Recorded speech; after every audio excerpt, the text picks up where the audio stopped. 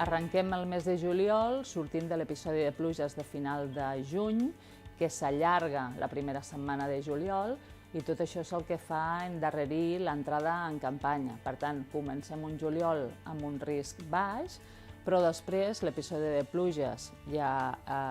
queda oblidat, algun dia puntual tenim algun ruixat, en la zona humida bàsicament, i això provoca que amb l'increment de la temperatura, les baixes humitats i algun episodi de vent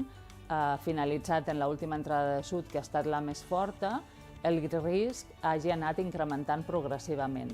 Com fruit d'aquest increment del risc, la primera part del mes hem tingut incendis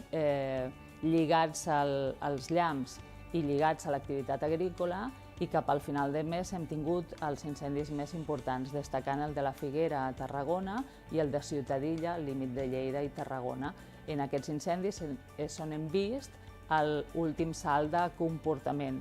mostrant velocitats una mica més altes del que havíem vist fins al moment i la capacitat dels flancs d'obrir-se i generar noves carreres.